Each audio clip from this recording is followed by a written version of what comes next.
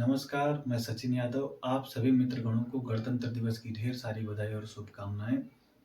सबसे पहले हम उन वीर सपूतों को नमन करते हैं जिन्होंने देश के लिए सब कुछ न्यौछावर कर दिया और ये आज तुच्छकरण की राजनीति करने वाले लोग हमें बताते हैं हिंदू खतरे में है, मुसलमान खतरे में है। तो हमें एक दूसरे के धर्मों को लेकर लड़ने की नहीं, एक दूसरे के धर्म ग्रंथों को पढ़ने की ज़रूरत है।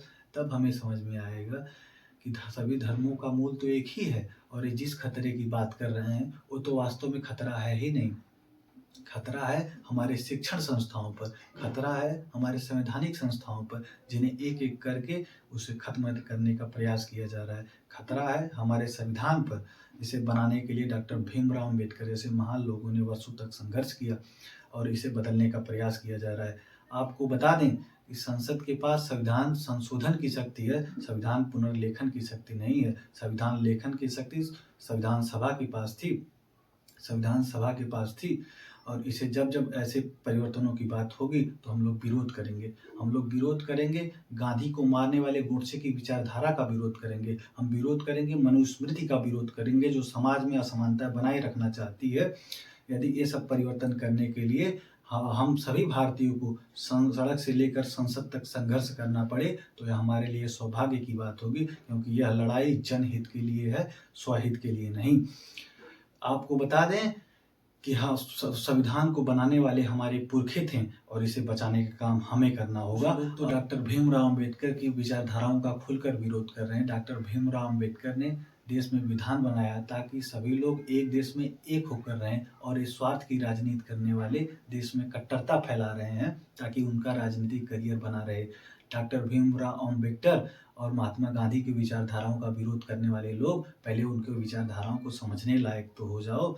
डॉक्टर भीमराव अम्बेडकर संविधान सभा में सबसे पढ़े लिखे लोगों में से एक थे और उनके इतना पढ़ा लिखा व्यक्ति केवल एक ही था, BN राव, जो संविधान सभा के सलाहकार थे।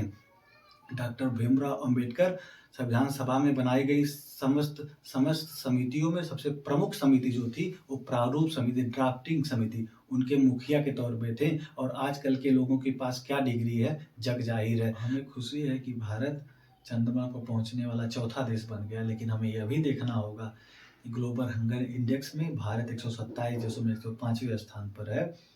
वर्तमान सरकार कहती है हमने इतने करोड़ लोगों को गरीबी रेखा से बाहर निकाल लिया, तो हम कहेंगे तुम्हारी फाइलों में गांव का मौसम गुलाबी है, मगर ये आंकड़े झूठे हैं, दावे किताबी हैं।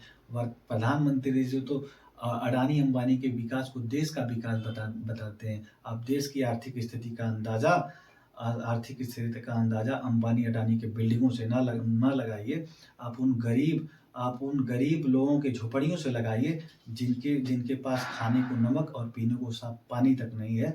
हमें गरीबी पर राजनीति करने वालों की नहीं, गरीबी पर काम करने वालों की ज़रूरत है। इसी के साथ हम अपनी वाणी को समाप्त करते हैं। जय हिंद, जय भारत, जय संविधान। नमस्कार।